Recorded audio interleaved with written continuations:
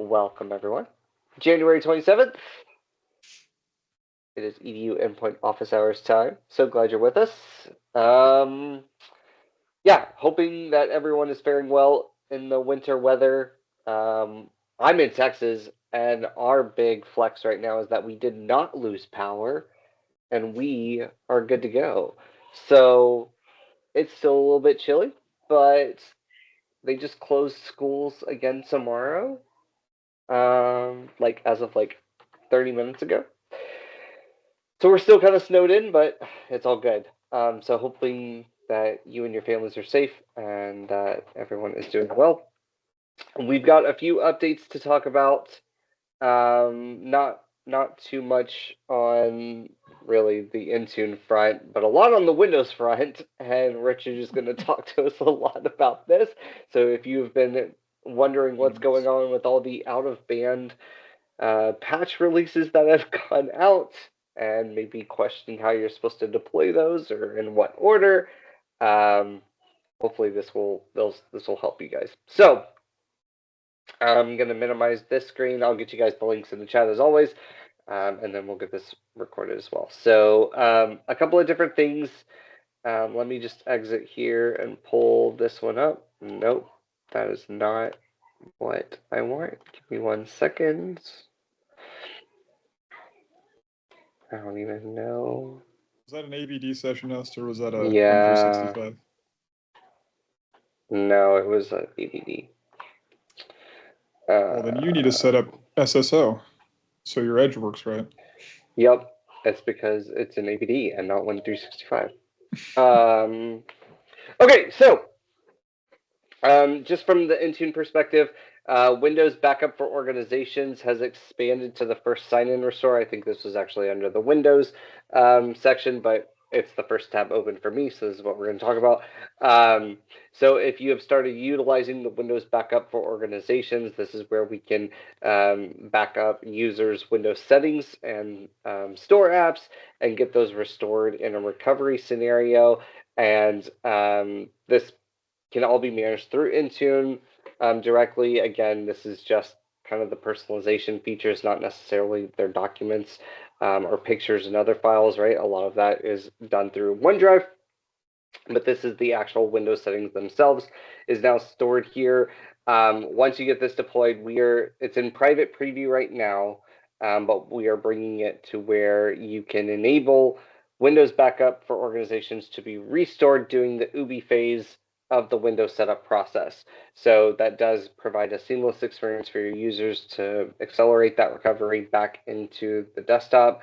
So if you're interested in that, there is a QR code on this blog that you can scan, but it's in private preview right now. So, well, so actually, Garrett, that this announcement is adding on the UBI stuff that we had before. So before you can only do it through UBI. Actually, today you can only do it through UBI. But most people skip UBI, especially if you're imaging. I see. I would say, okay. If you're imaging, you're going to skip UBI. So you would never see this if you never go through UBI. So what we're doing now is that when you first sign in, it will now move over your settings and your Microsoft Store apps that you had prior to, you know, on your prior device or whatever else we were using before. Yep, and even kind of offers that second chance. So if something goes wrong during UBI, you still have the ability to restore it during that sign-in phase. Sorry, I did get that. Nothing ever goes wrong during UBI, Garrett. Ever. Never. So there's that. The second thing, this is also not necessarily new, but it's a blog for you guys to read and understand. But if you are a customer looking to manage macOS devices inside of Intune, our product group and customer acceleration team has developed a set of scripts that will kind of create a starter pack for you. So utilizing some of Apple's recommended policies and practices. They're even using, I think they have their own utility now. The Apple Max evaluation utility that kind of influenced this set of scripts. and it will essentially create you a POC. So if you're looking to move from another MDM solution for your Macs into Intune, but you want all of the security policies, the compliance policies, the applications, including things like remote help, additional customizations for docs and file vaults, all of that has been automated so that you can create those profiles and those apps inside of Intune. There's a specific naming convention that is applied there, so you know what has been created. They're not going to assign anything for you. You will handle the assignment to the appropriate groups after you get those Macs enrolled. But you can really understand what Intune offers and accelerate that POC for you. So Richard has done some great work on the Windows side for this, but this is kind of an Apple Mac OS flavor of that, not necessarily EDU specific, but it's a great way to validate that all the features within Intune will be sufficient for managing your Macs as you look to consolidate your MDM providers and maybe cut costs. So it is a GitHub repo, and it's out here. They're all PowerShell driven or Bash driven if you're going to run it from a Mac. So pretty cool that you can just download those and get those imported into your tenant and then assign it to the proper group. So take a look at that. Let us know if you have any feedback on it, and we can funnel that up to the product group as well. Hey, Garrett, Jonathan says he's got a problem with Ubi. Huh, look at that.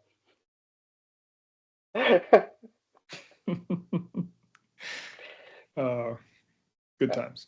Yeah, it's great. We'll get back to your question, Jonathan, promise. And then I missed this before the last time that we met. I think it was published right after the call or maybe even during our call. But if you missed the announcement, we now have PowerShell script installer support for Win32 apps inside of Intune. So if you upload a PowerShell script to deploy, you had to have a command line that you would have to call to execute that script. Now you can flip the drop down to have a PowerShell script to serve as that installer.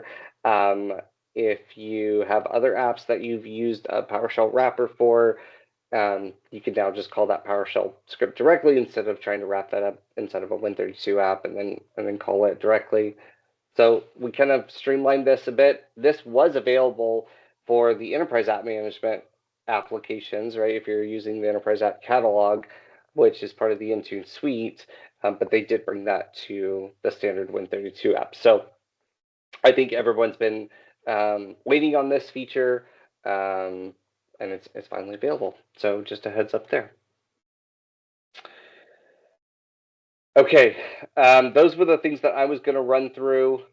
Richard, do you want to share your screen to go through some of the Windows stuff, or do you want to answer any questions before we get started? No, let's go through the Windows stuff because that's gonna take some time. But we will come back. Throw your questions in the chat. Jonathan, I see yours. So we'll try to get to those before the end. So Richard, don't talk the whole time. Oh, I will. I could. It's possible. I know you could. That's what I'm saying. I'm going to time check you. All right. I'm going to put a little timer up, and I'll put 3 minutes on it. So we've had some fun since January 13th. We've had 3 patches, 3 cumulative updates get released. So the Patch Tuesday release that came out on the 13th. So if you're using Hot Patch, the January month is it's a baseline month, meaning everyone has to install that update and then they have to reboot. So January 13th rolls around, people start installing the update, and the first issue that a lot of people run into is actually related to Azure Virtual Desktop and Windows 365. Specifically, the Windows app was unable to connect to session hosts or to Windows 365 cloud PCs. And we released on January 17th an out-of-band patch to fix that issue. So this So however many days that was, 4 days later, we released this patch. Now, a lot of you and a lot of people in our VDI office hours had asked, are we going to release this update as a expedited update in Intune? And so if you're not familiar with expedited updates and how those work, let me pull up my Intune console here.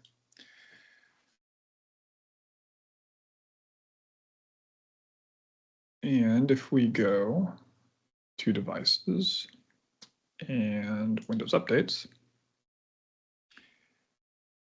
over time, this has changed quite a bit, but now quality updates, these used to be all different areas on the left. Now we've got quality updates up here. And a lot of you probably haven't really touched this because most people don't necessarily expedite updates. But this is where you can do two things. You can create a Windows quality update policy, which effectively is just enabling hot patch. That's all it does. And then there's this expedite policy. And so the big question was last week was, are we going to release an out-of-band, are we going to release the out-of-band patch as an expedited update in Intune? And the answer we got from engineering on Thursday morning was no, we weren't.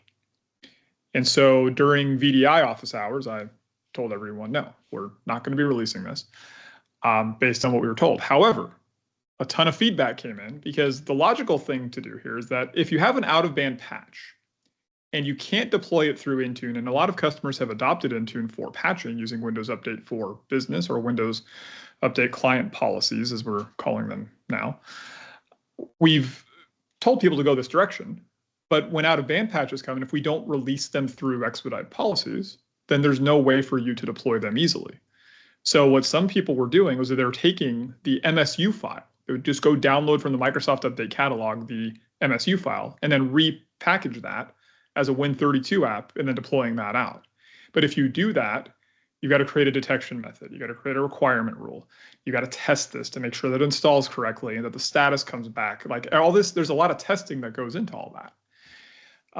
And so all that feedback went to engineering and they finally decided, okay, we're going to release this on Friday.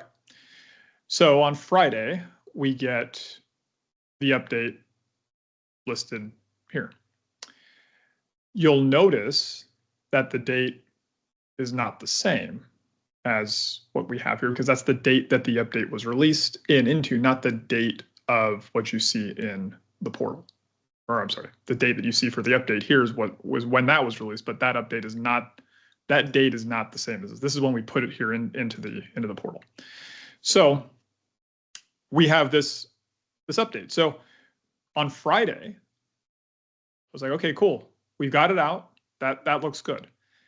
Saturday, we then release on the 24th another out-of-band patch. Now, what this patch does, and there's actually a third, we'll talk about the third one later, but the second one fixes an issue that after we install the Patch Tuesday release on the 13th, some people are having issues with OneDrive or Dropbox as it pertains to Outlook. So in certain Outlook configurations that store PST files on OneDrive or in Dropbox, Outlook may hang and fail to open unless the process is terminated or the system is restarted. So for those people that were having issues with Outlook, and maybe you used known folder move, and now your whole entire profile, for the most part, those things are up in OneDrive. Well, if that's the case, then you might be noticing that OneDrive desktop client, OneDrive Classic client is having issues. So we needed to release an update for that. So that comes out on the 24th, on Saturday. And then the other update was the out-of-band patch for Windows 11 23 H2. This actually is related to the one on the 17th. So I guess the one on the 17th really combines the two. So it's really not three, but it's a third notice where we fixed some issues with secure launch enabled So if you had secure launch enabled, if you tried to shut down a machine, it wouldn't shut down. So we fixed a power issue that some people were running into there. So between these fixes, we've basically released 2 additional out-of-band patches within the span of a week. So what does this mean for us as IT admins? How do we deploy these? Well, first of all, this update from the 23rd doesn't actually include the one from Saturday. So the Saturday update, you can't really deploy it through Expedite, at least not right. Not until we do it or until the D-release comes out. So when I talk about D-release, what I mean by that is that when you look at the calendar, the first week for the way that we do updates, we name each week a letter. So the first week is A, the second week is B, the third week is C, fourth week is D. So anytime you see B, so 2026.01B is Patch Tuesday. Patch Tuesday is always the second Tuesday of the month, 10 a.m. Pacific time, we release updates.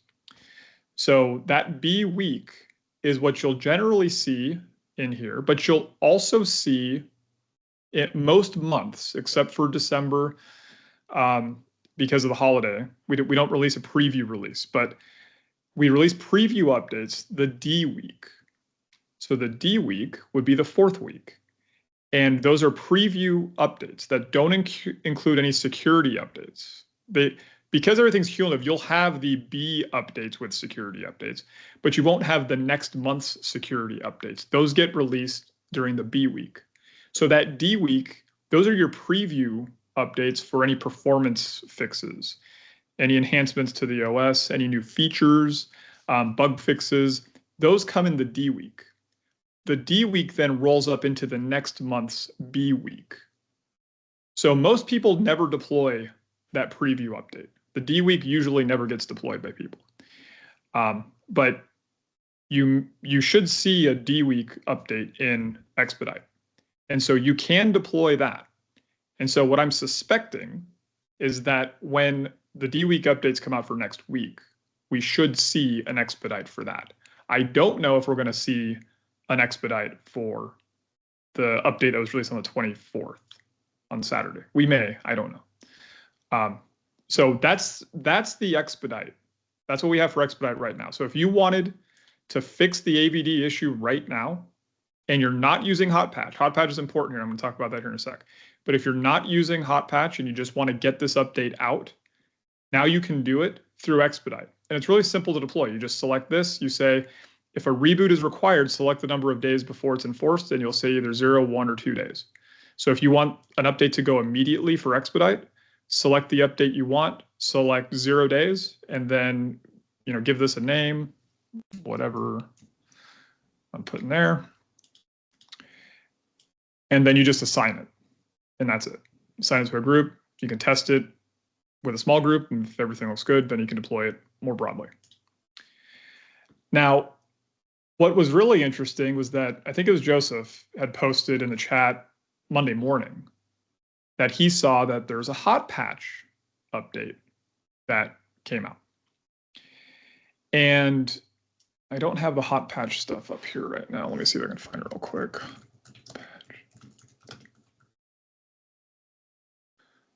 Let's see if this one's it. Okay. So for Hot Patch, we got this announcement on the 24th. And what's really interesting about this is that, as I mentioned, the January 13th update, January is always a baseline month. So anything that comes out after that is going to be a Hot Patch. So February, Patch Tuesday for February would be Hot Patch. Patch Tuesday for March would be Hot Patch. April would then be the next baseline. So when we do hot patching basically is we install security updates and there's no reboot. That doesn't mean that we install the full, complete update that you would get normally in a baseline, because those updates are like 3 gigs in size. They're massive. but the hot patch payload is much, much smaller. And so with hot patching, we just get you security updates, and then you'll catch up at the next baseline, and we'll kind of merge it all together.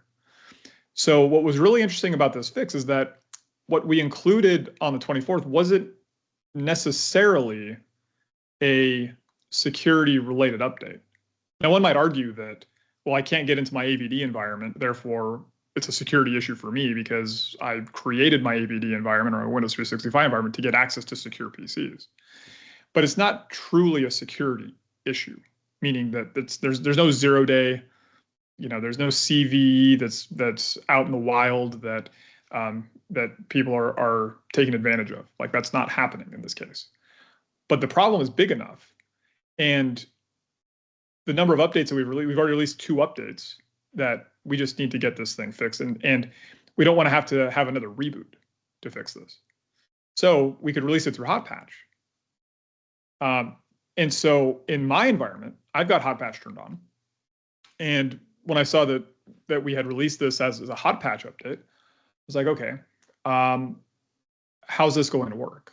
Because I've already installed the baseline update, and I installed the baseline update about a week after because I've got 7-day deferrals set up for my updates.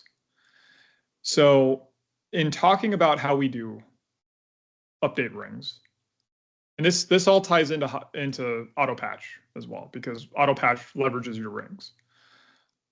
So when we look at our update rings, in my environment, I've set this down to 0 because I needed to get the hot patch update. I needed to validate that hot patch was actually working, and that it was installing. So I changed mine to 0 days, but normally my 1-to-1 update device ring is just 7 days. So I didn't want to wait another week to validate that hot patch was going to actually work. So I changed this to 0 days, and then I went and just checked for updates manually. Hot patch installed successfully. But how does that actually work? Well, if you look at the releases tab within Windows Updates, you'll see update type, and usually you only see one. You'll see quality, you'll see a single quality, and then you'll see if you have feature updates turned on or deploying feature updates. Yeah, I've got an old 23H2 on here. But you can tag your environment to a specific Windows 11 version. So if you only use 23H2 or only use 24H2, you can tag your environment to that, and any new Windows feature releases won't upgrade to those new releases. But what's interesting here is that we see 2 quality updates. We normally don't see this.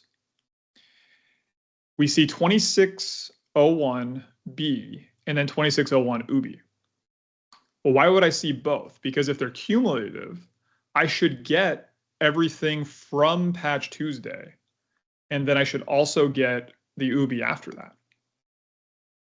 Well, the reason is that in order for hot patch to work, I need to be on the feature, or I need to be on the Patch Tuesday release from Patch Tuesday.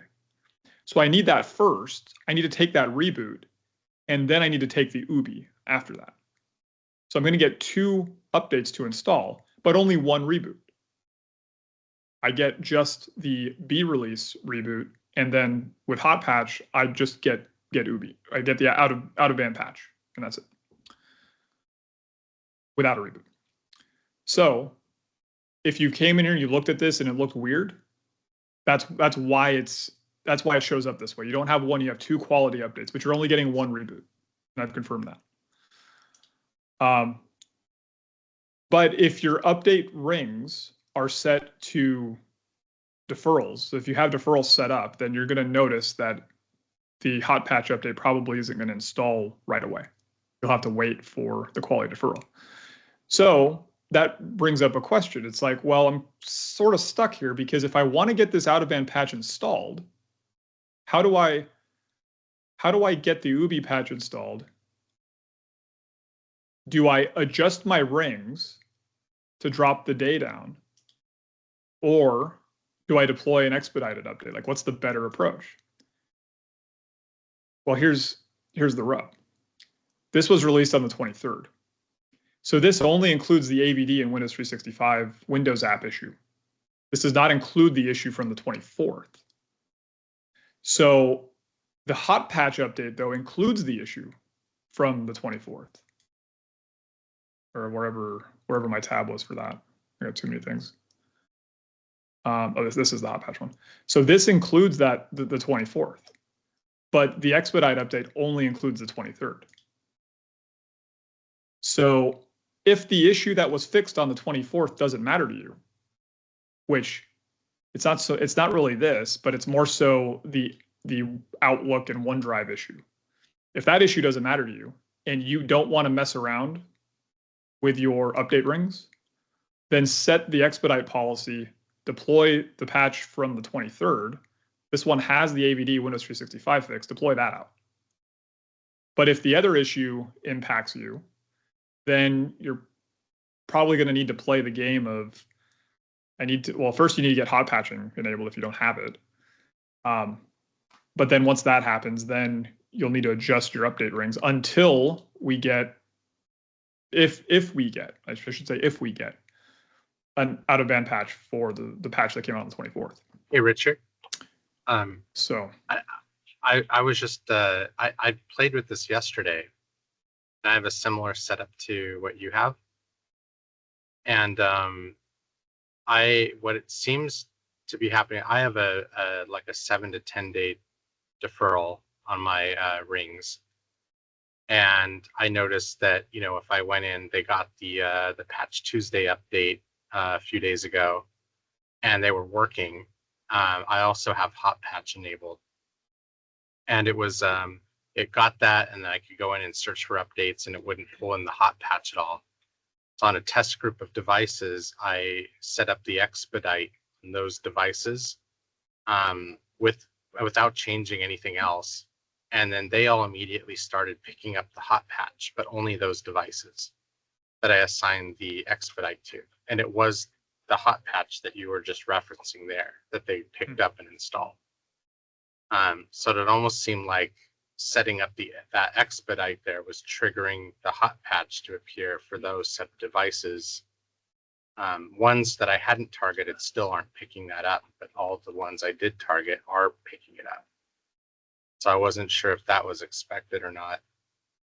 You shouldn't need to set up expedite for hot patch to do what it's supposed to do. Setting up expedite and hot patch are two completely separate things. Yeah, so I thought that was weird. Yeah, it's just that, you know, like you said, I have the deferral in there, so those devices weren't picking up the hot patch because it had only come out on the 23rd. So I wouldn't expect to see it for another few days. And that seems to be the case with all my other devices. But that set of devices that I just targeted specifically as a test with the expedite just to see what it would do, those devices, when I went back in to check for updates, started picking up the hot patch. But my other ones still haven't, which I thought was strange. So what I would do is I would spot check some machines. I'm going to log into a VM right now.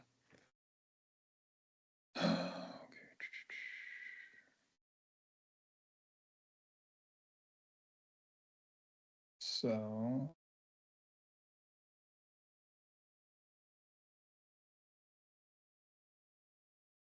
in the registry, if you had HQ local machines, software, Microsoft, policy manager, current device update. I'll try and copy this and put this in the chat.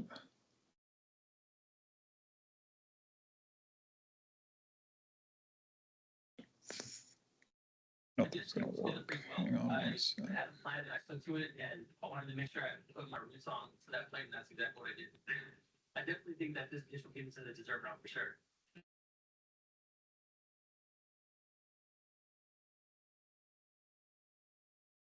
Yeah, I can't copy out. I'll put that in the chat later. I can't copy that right now. But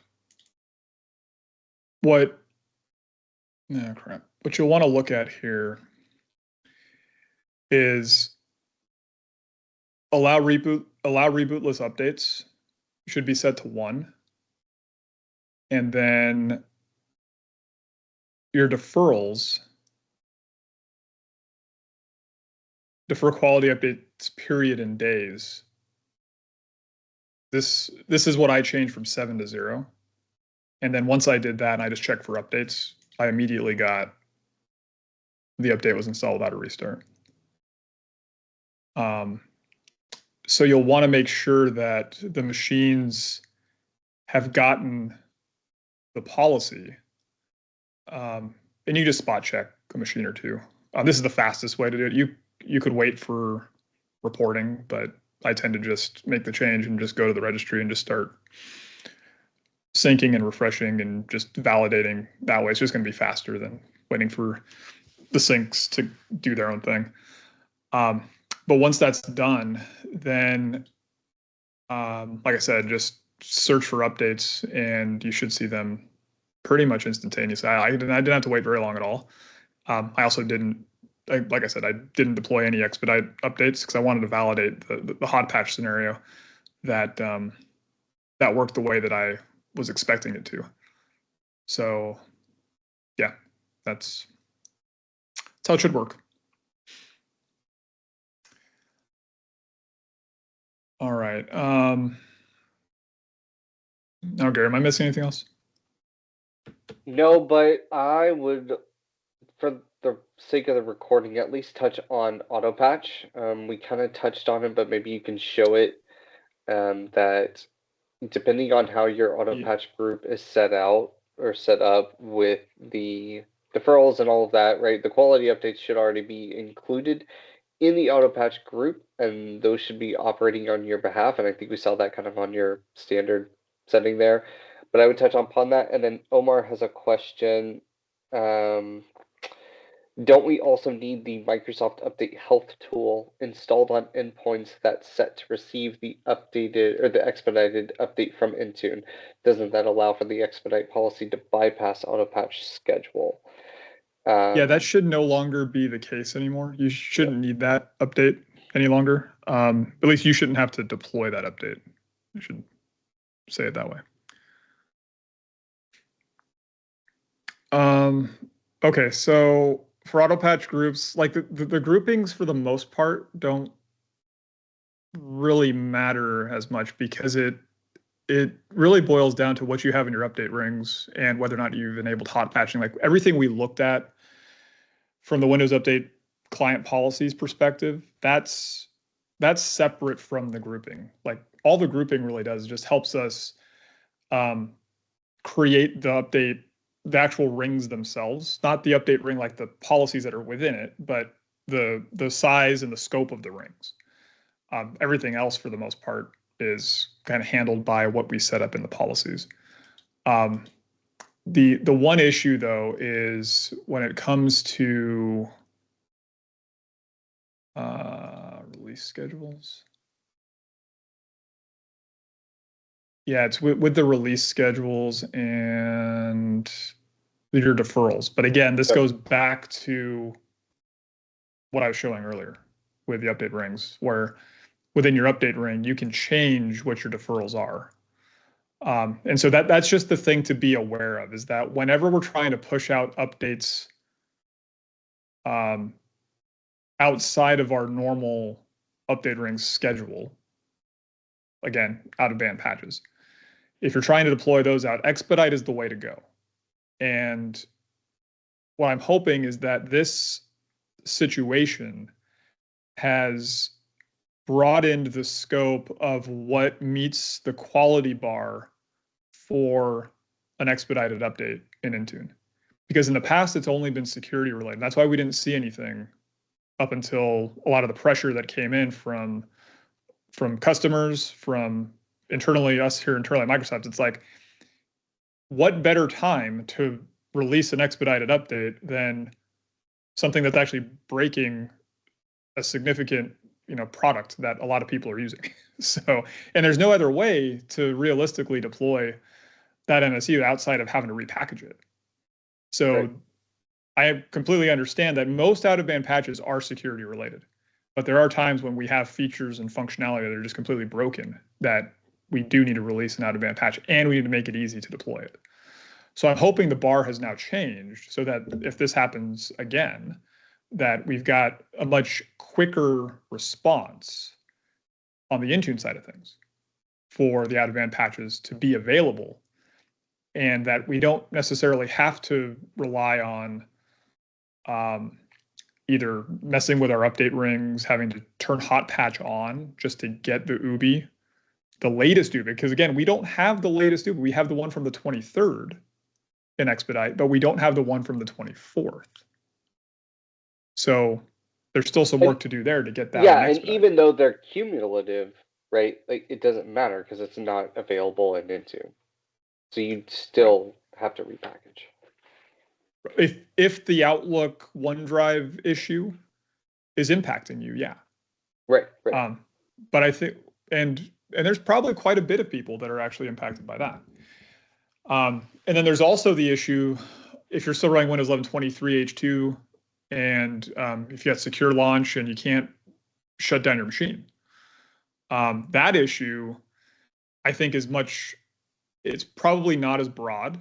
I know I've seen in the media that there's a lot of people, and I've seen on Reddit and other places that a lot of people are running into that problem. And that the out-of-band patch, I think, has fixed most of it, but I think there are some people that are still running into that problem. But then there's even a different issue that I just saw crop up. This isn't so much related with the cumulative update from January, but there are some reports now showing up that people are having unmountable boot volumes. What we suspect this issue is related to isn't so much from January, but it's actually from December. So if you had installed the December 2025 security update and you tried to roll it back for whatever reason, and then you tried to install January, there's an issue now where you're getting this unmountable boot volume message. So I don't suspect that there's a lot of people in this situation, but this is something that we're investigating and we're looking into. And if this is something you are running into, and this is probably just a good conversation to have about the admin center and specifically Windows Release Health. If you haven't seen this, I think last time we talked about this, but if you haven't seen this, Windows Release Health, you can see all the different issues with Windows, and it's not just client, but also server. You can filter based on which release of Windows matters to you, or you can just say, hey, I want to see all of it. Well, when you do that, you're going to see a lot of duplicates because 25H2, 24H2, 23H2, a lot of the stuff is all going to be very relatable to each of those. So depending on what you're using, you can go through, filter on it. So 25H2, the latest. And this is where you can see not only just the issues themselves, but also the history of the issues. So if you wanted to see how often something has been updated, because as things come in, we'll find new information. We'll have to obviously make patches and things like that. We'll go through and actually update the issue. So you might come and see it at one point in time. Like if you saw it immediately as some issue happened, come back later and you'll probably see some more information that we've added. It could be, known issue rollback, and there's links to download the known issue rollback files, and you go download those and deploy them out either through your policy or through Intune. Or we'll just announce that, hey, we've created an out-of-band patch, go ahead and deploy that. And so this is a good place to come to understand.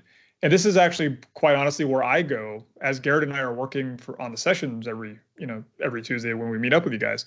I'll go into here just to see what's new or what's interesting, because oftentimes this stuff isn't available publicly anywhere.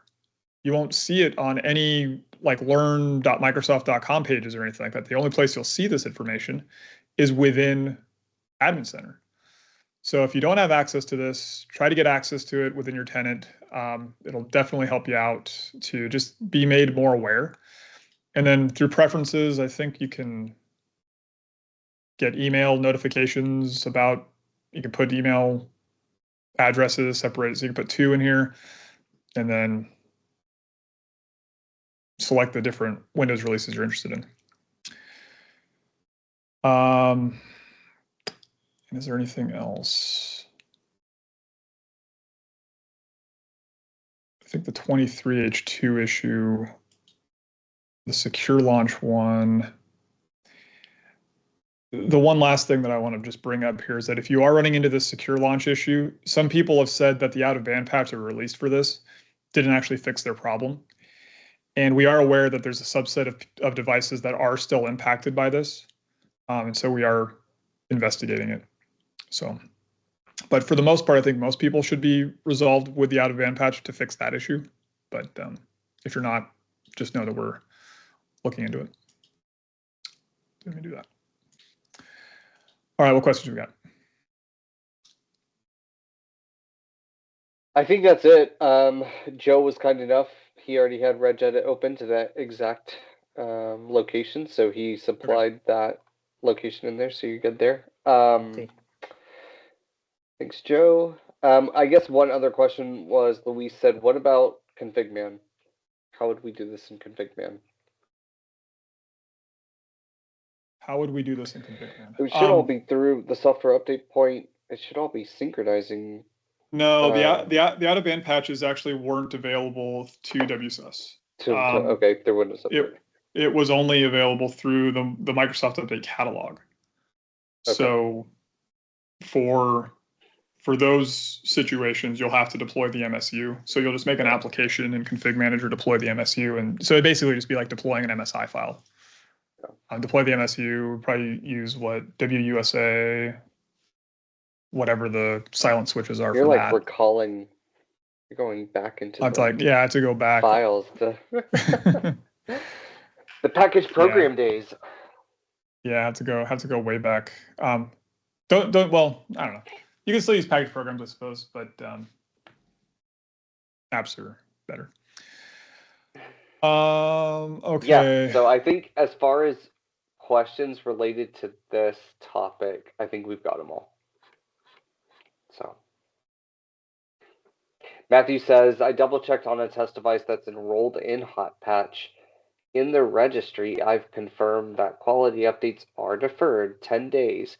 However, the device still received the 7634 Hot Patch, which has not been available for 10 days yet.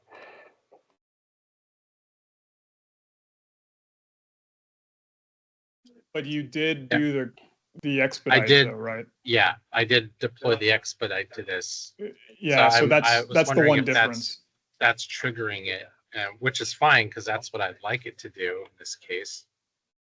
Yeah, ideally you wouldn't want to touch your update ring. Like I don't want people to touch any of those update ring settings because you're gonna have to change them back later, and if you forget to change them back later, well, now every month you're installing updates way sooner than you wanted to. But yeah, that is interesting that you're seeing that. Yeah, because my first thought was like, well, if we're in Hot Patch, how would this affect it? Adding this the expedite on top of it, because like you said, that's what I expected not to have an effect, but it seemed, if I compare it to another device that's in the same update ring that I didn't deploy that to, they're not seeing the Hot Patch, but this one is picking it up. And it only started doing it after I set but both of them have the same the same deferment, like the 10-day deferment in the registry. So the one that you didn't deploy the expedite to is not getting the Hot Patch update, but they're both enrolled in Hot Patch. Yes. Okay, that's what I would expect.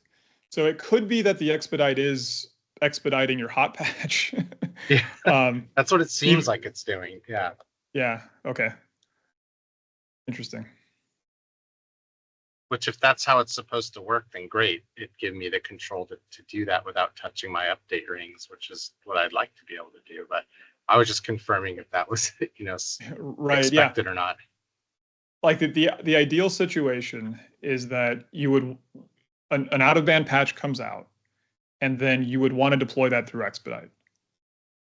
Because for most people, if you're not using ABD and if you're not using Windows 365, then that patch doesn't really matter. And if the Outlook issue that I talked about isn't impacting you, then none of these out-of-band patches matter to you. So it doesn't make sense to deploy any of that stuff until the next QMLB update that comes out next Patch Tuesday. So for most people, they probably don't need to adjust anything. But if those issues do impact you, then for those people that are impacted by those issues, they should go into the expedite update within Intune and deploy the expedite update out to, test group first, make sure that it deploys and everything looks good. And then just like your update rings, okay, now that I've deployed it to my test group, it looks good. Now I'm going to go broaden that out to a much wider group and see if that looks good. And then if that looks good, then go to your third ring. Like, I don't know, it depends on how many rings you have, but typically 3 is what I see most organizations have. Could be more, but yeah, just go that path and just validate that the update is making its way out and there aren't any issues. So, all right. I'm going to give you 2 more minutes. Any other final questions regarding this topic? 2 minutes. So I had until 50 after, or 10 till. Mm-hmm. And you did it. I didn't know I had it until that time.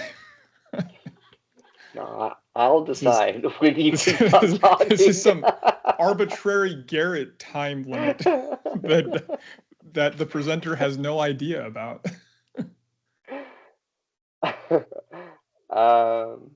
But there are other issues in the chat, though, right? Yeah, that's why I'm saying yes. Okay.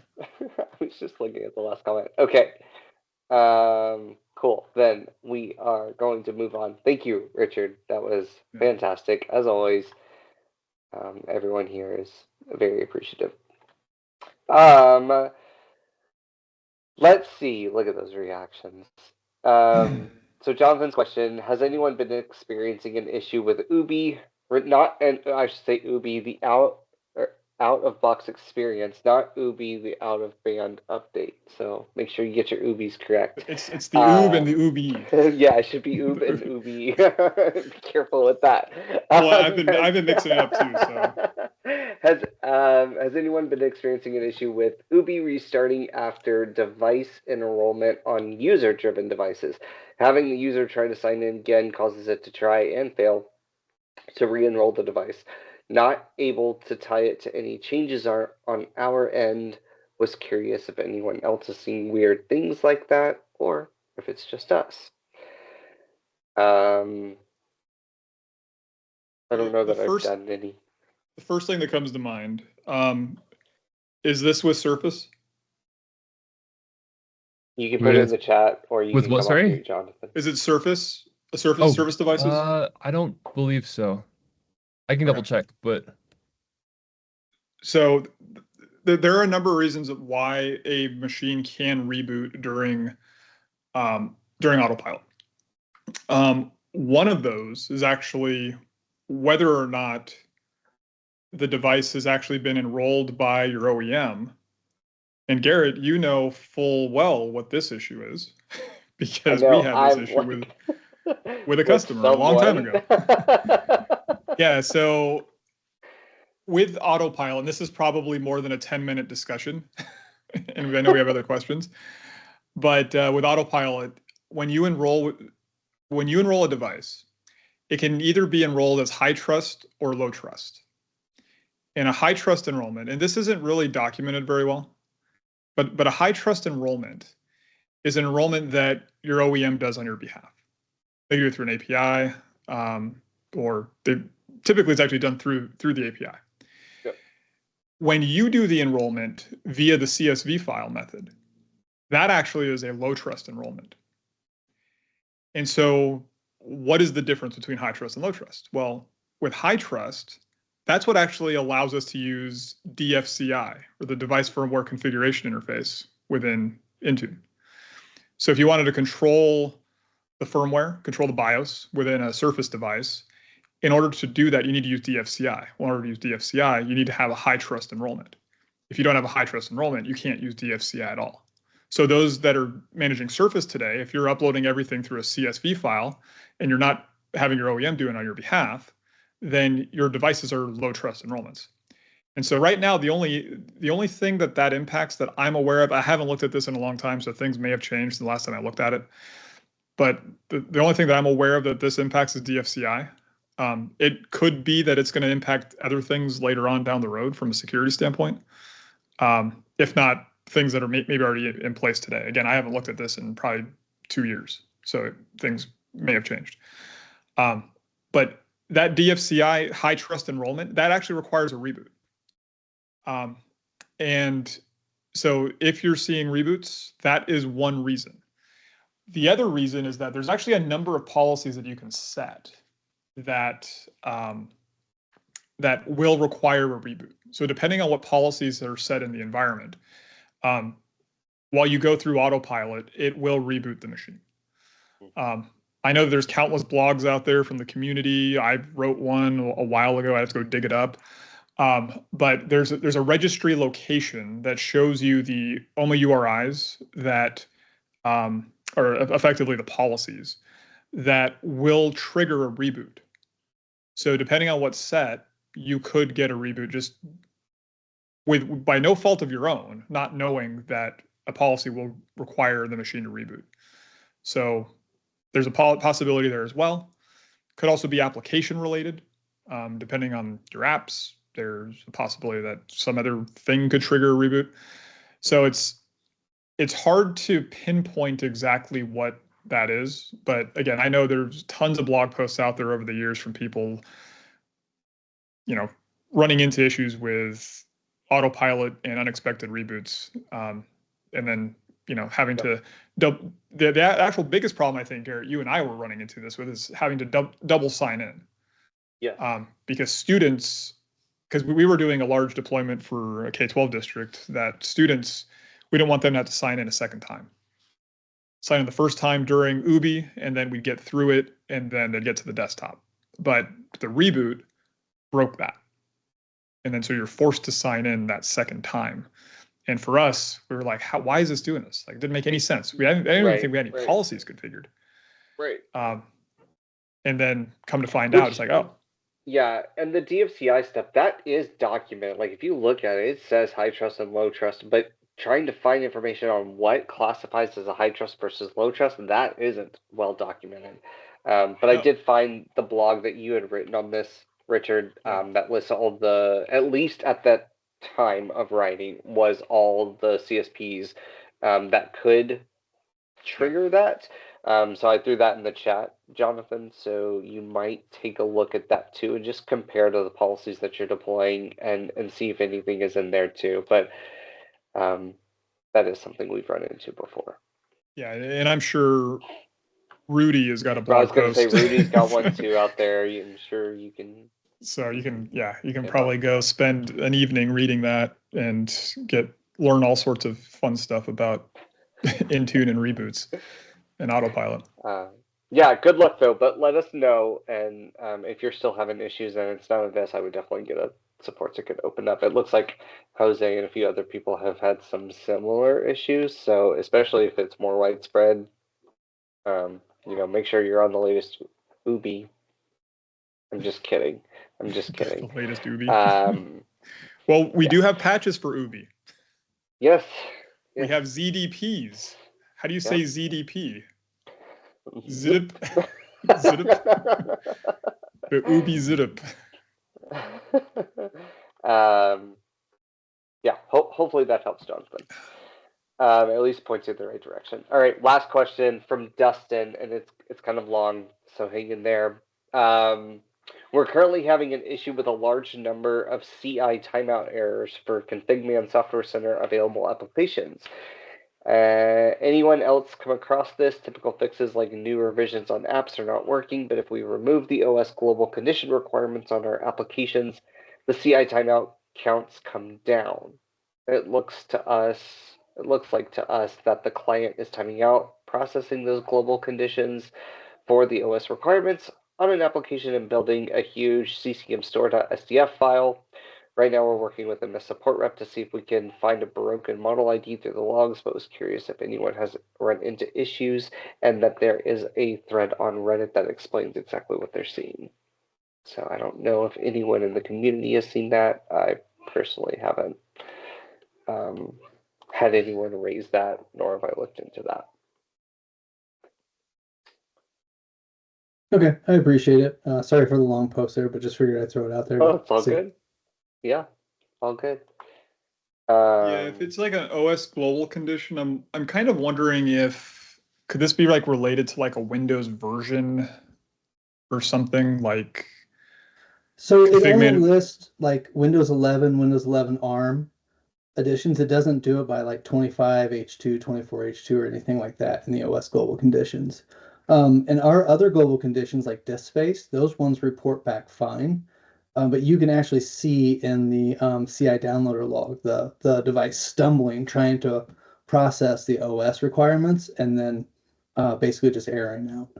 So Microsoft engineer thinks there's a possibly like a bad like model ID like I posted in there. So we're going through the logs with them right now. I was just more curious if someone else ran into this and said, oh yeah, after we upgraded 2503, 2509, we started having this issue, and here's what we did to fix it. But I think it's kind of limited. There are some that are impacted, but not everyone. Yeah, it looks like in this thread, there's like a lot of folks that have a support ticket open too. That's interesting.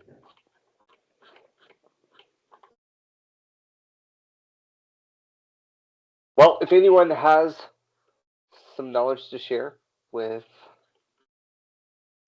Dustin, I know he'd appreciate it. So let us know. Feel free. And by the way, I've loved watching the chat throughout the week. You guys kind of helping each other out through different things. A number of you have been pretty active in there. Bradley and a few others. So kudos. Keep up that chatter. It's good. I think it helps everyone. So I love to see it. With that, I think we've got all of the questions answered. And Garrett, how many people did you see? What was the most you saw? I got up to 61, I saw, which is pretty good. 61. I told you, man. You said it was going to be small. See, okay, 66. Lisa 66. Look at that.